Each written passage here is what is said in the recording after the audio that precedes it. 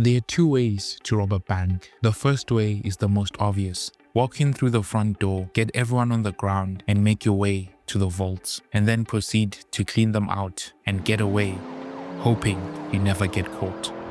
However, there is a second and more cunning way to rob a bank. This way involves using an inside man. Instead of going through the hassle of figuring out how to rob a bank by doing your own research, you can just have someone who works at the bank tell you step by step how to rob the bank. Now you're probably wondering, why am I telling you how to rob a bank? The approaches we described in regards to robbing a bank just so happen to be the same approaches that Microsoft and Apple used to commit the greatest corporate theft in history that would go on to make Apple and Microsoft titans of industry. And the crazy thing about this entire saga, the thieves got away with it. This is a crash course on the art of how to steal intellectual property and the story of how Bill Gates and Steve Jobs stole the future from Xerox and made billions from it. I mean, Picasso had a saying, he said, good artists copy, great artists steal. And we have, always been shameless about stealing great ideas. Before we go into the events of the greatest theft in history, first we must understand the victim of this theft, Xerox. Xerox today, if you even know it exists, is a company known for making photocopiers. Back in the day, when color TVs were still a novelty, Xerox stood as a giant of industry. In 1959, Xerox had introduced the 914 copier, the first plain paper photocopier. By 1961, 2 years after the release of the Xerox 914, the company's revenue hit $50 million. And 4 years later, in 1965, it had grown tenfold to $500 million, more than doubling within the next 3 years, when in 1968, it reached revenues of $1.2 billion.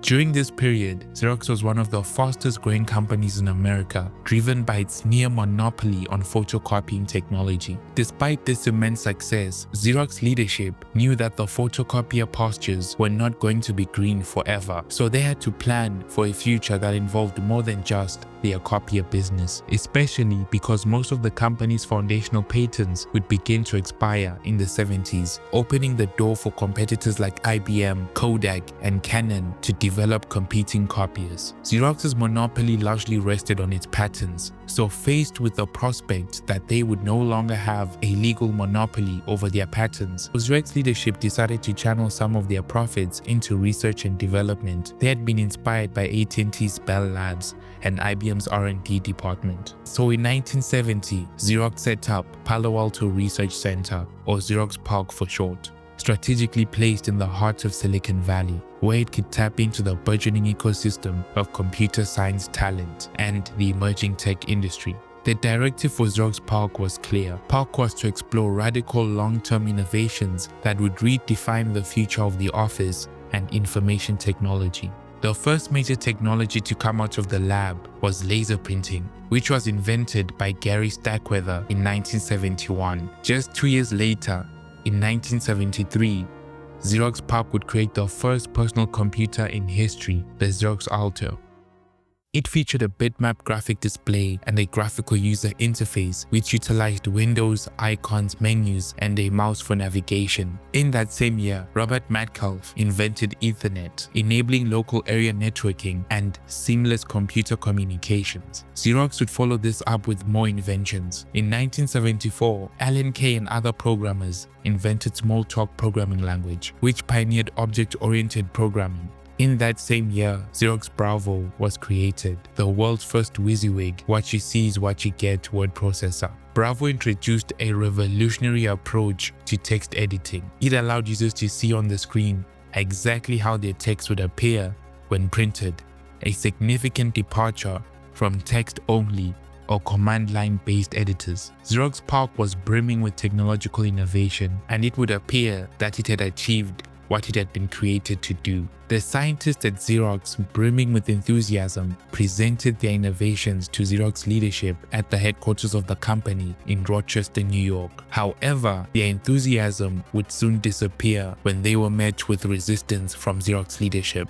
By the late 1970s, Xerox's leadership shifted focus, and the new executives began taking a more short-term, profit-driven approach, emphasizing the company's existing copier business over the futuristic projects at PARC. The new leadership didn't want to risk millions of dollars commercializing new products in unfamiliar markets. Although Xerox was risk-averse towards commercializing its own innovations, it did see some potential in the personal computing market, investing $1 million in Apple in exchange for the option to purchase 100,000 pre-IPO shares of the company. Apple was riding the wave of the massively successful Apple II and had established itself as one of the biggest computer companies in the world.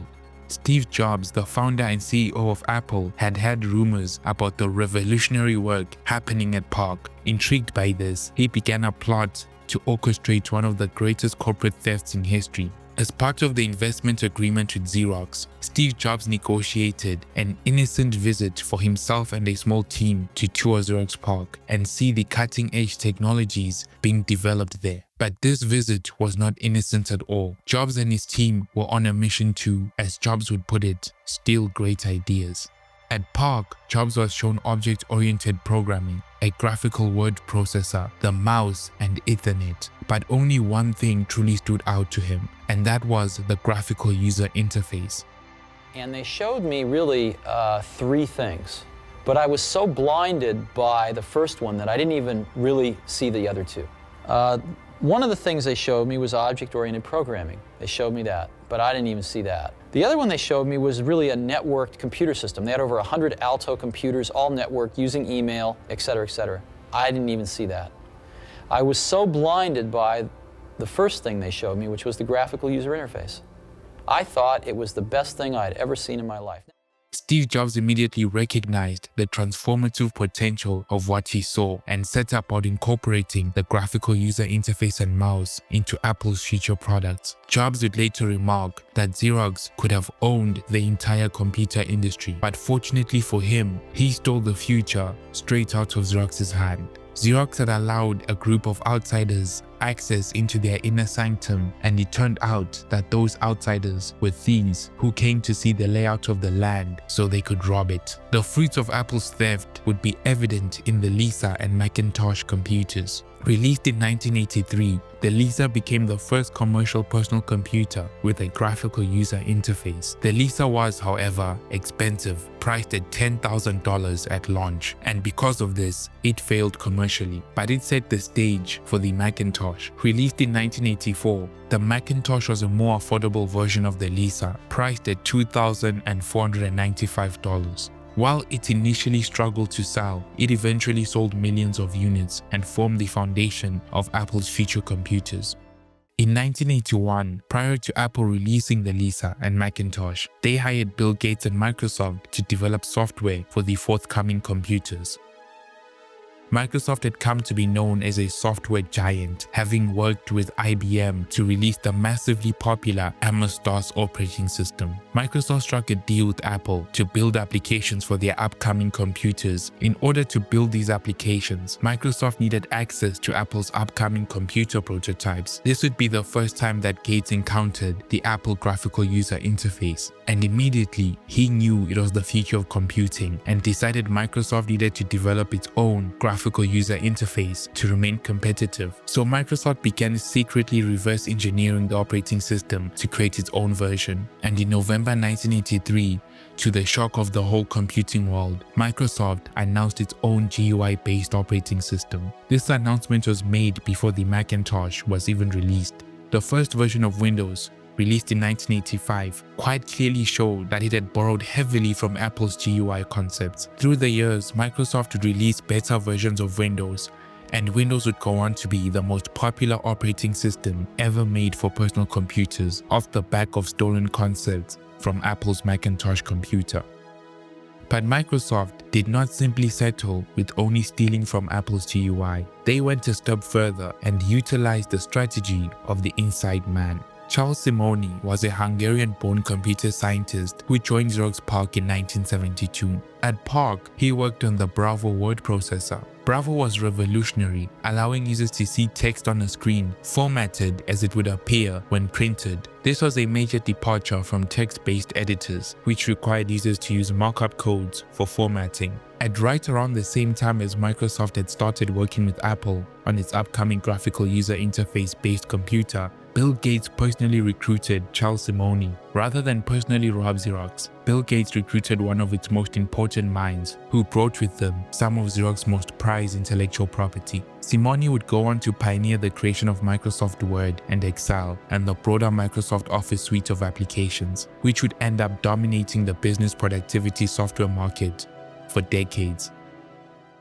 With a combination of the Windows operating system inspired by Apple's GUI and the Microsoft suite of applications that were pioneered by Simone from his work at Xerox, Microsoft became a powerhouse in the tech industry, becoming the largest software company in the world, something Apple was not too happy about. Apple had for years accused Microsoft of stealing from them, and in 1988, Apple filed a lawsuit accusing Microsoft of infringing on its GUI design patterns. Apple argued that Microsoft's Windows used many visual elements and interface conventions that were distinctive to the Macintosh. Microsoft pointed to a licensing agreement it had signed with Apple in 1985. The agreement allowed Microsoft to use some GUI elements from the Macintosh in its applications and operating system. Apple contended that the agreement did not permit Microsoft to mimic the entire look and feel of its GUI. Then Microsoft argued that Apple's GUI itself was derived from Xerox PARC concepts, which were not proprietary to Apple. This significantly weakened Apple's original claim.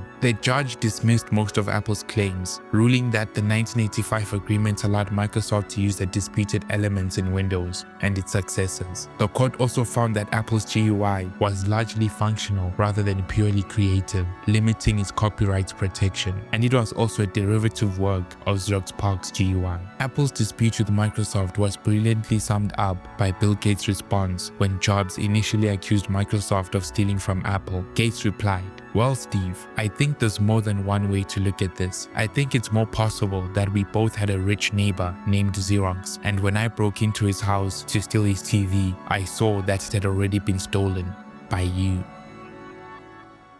The irony of all this is that Xerox PARC too had stolen its ideas. In 1968, a computer scientist by the name Douglas Engelbart presented what would come to be known as the mother of all demos. In the demo, he showcased the usage of a mouse in conjunction with a graphical user interface computer, demonstrating networked computing, including the early use of email, shared screens, and real-time collaboration. When Xerox PARC was set up, it directly recruited personnel from Engelbart's lab. The systematic gutting of Engelbart's lab would lead to its eventual dissolution, while fueling the groundbreaking innovations of Xerox PARC.